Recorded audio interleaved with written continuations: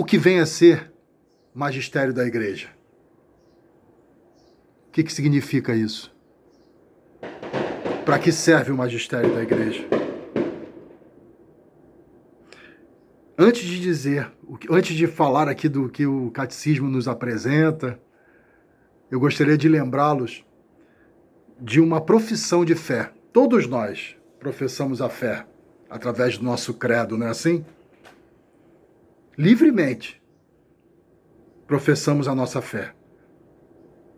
E tem uma parte do credo que diz assim: creio no Espírito Santo, vírgula, na Santa Igreja Católica. Crer. O que significa isso? O compêndio do Catecismo da Igreja Católica, lembra que eu falei que a gente ia utilizar? Então, ele faz uma pergunta aqui muito interessante. Ele diz assim no número 30 do compêndio: por que a fé é um ato pessoal e ao mesmo tempo eclesial? Eclesial ligado à eclésia, à igreja, à comunidade.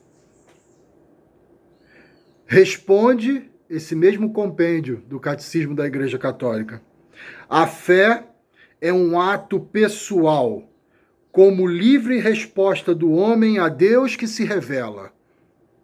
Pessoal. Livre essa resposta. Dizer eu creio é dizer eu aceito. Dizer eu creio é dedicar-se a essa crença.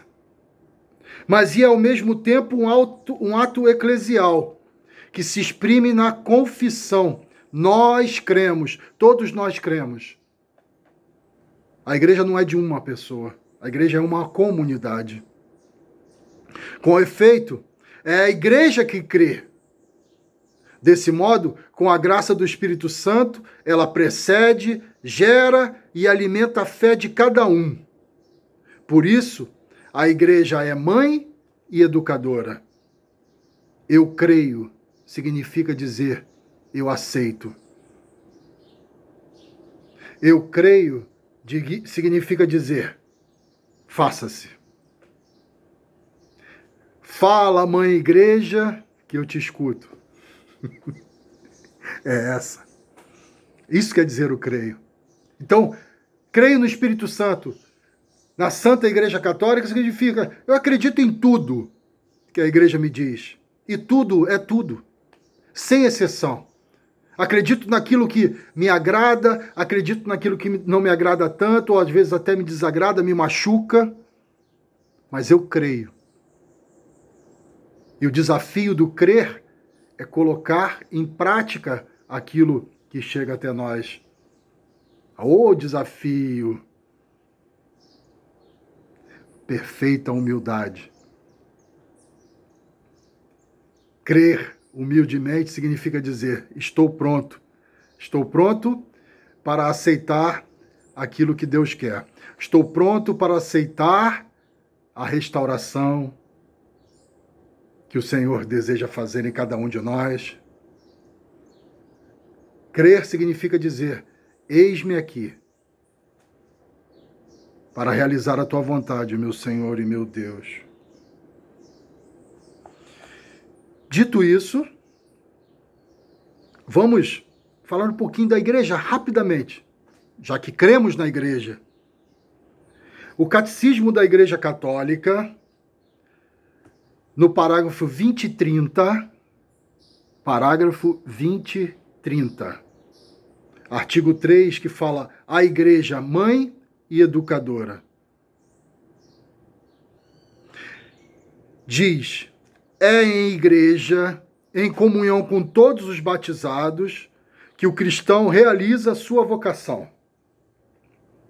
Aqui já começa um grande desafio. Ninguém é igreja sozinho. Não tem aquele negócio? Aquela conversa?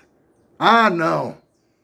Eu sou igreja no meu quarto eu converso com Deus a hora que eu quero, Ele me ouve, e assim eu sou feliz. Pode ser até feliz, mas não é completo. Porque a comunidade O sentido da eclésia é nos fazermos integralmente completos com a presença do outro. Porque aquilo que nos falta, certamente sobra no outro. E essa troca edifica. Por isso que a igreja, ela é uma comunidade, é um conjunto, é uma comunhão de todos os batizados. Da igreja recebe a palavra de Deus, que contém os ensinamentos da lei de Cristo. Magistério da igreja, e nós vamos chegar nisso no ponto já já, mas eu gostaria de colocar a imagem que eu aprendi, que eu sempre gostei. O magistério da igreja é a boca da igreja, é a voz da igreja. E essa voz, para sair, para proclamar, ela é abastecida por dois alicerces: a Sagrada Tradição e a Sagrada Escritura. Jesus Cristo deu ao magistério da igreja essa missão de entender, compreender, assimilar, rezar, atualizar a tradição e a Sagrada Escritura para os dias atuais, para cada um de nós. Esse é o magistério da igreja. Da igreja, recebe a graça dos sacramentos que sustenta no caminho. Da igreja, aprende o exemplo da santidade. Qual é o exemplo da santidade que nós temos? Jesus Cristo. Reconhece a figura e a fonte da igreja. E Maria, a Virgem Santíssima. Discerne-a no testemunho autêntico daqueles que a vivem. Descobre-a na tradição espiritual e na longa história dos santos que o precederam e que a liturgia celebra no ritmo do santorial. Na igreja que aprendemos, na igreja que partilhamos. É na igreja que devemos nos encontrar. E o que é vida moral? O que a igreja tem com a vida moral? O que a igreja tem para nos oferecer para a nossa vida, não só espiritual, para o nosso amadurecimento espiritual, mas também para o nosso comportamento do dia a dia? O que pode acontecer? O que a igreja pode compreender? O que a igreja pode acrescentar? Diz o parágrafo 20:32. A igreja, coluna e sustentáculo da verdade, recebeu dos apóstolos o solene mandamento de Cristo de pregar a verdade da salvação. Compete à igreja anunciar sempre por toda parte os princípios morais, mesmo referentes à ordem social, e pronunciar-se a respeito de qualquer questão humana, enquanto exigirem os direitos fundamentais da pessoa ou a salvação das almas. O que quer dizer isso? A igreja nunca vai se omitir, porque é a missão dela, em nos comunicar a verdade, em nos balizar nas nossas atitudes, nos nossos atos, nas nossas escolhas. Ela nunca vai se omitir. Pelo contrário, ela vai sempre proclamar, ela vai sempre clamar, e corajosamente clamar. Porque em meio a tantas ideologias, a tantas distorções, em meio a esse relativismo cultural e religioso, o que menos temos são verdades proclamadas. O que mais temos aí são verdades individuais, são aquelas verdades confortáveis, aquelas verdades convenientes, aquelas verdades egoístas, aquelas verdades em que não nos favorecem a salvação. Elas nos favorecem ou nos impulsionam a pecar, a sair da comunhão com o Cristo. Então,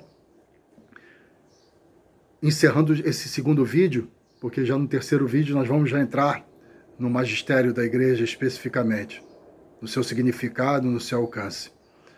Eu espero que esse segundo vídeo sirva para começarmos a refletir o que fazemos, o que estamos fazendo, como estamos nos comportando, como é que está a nossa relação com a igreja.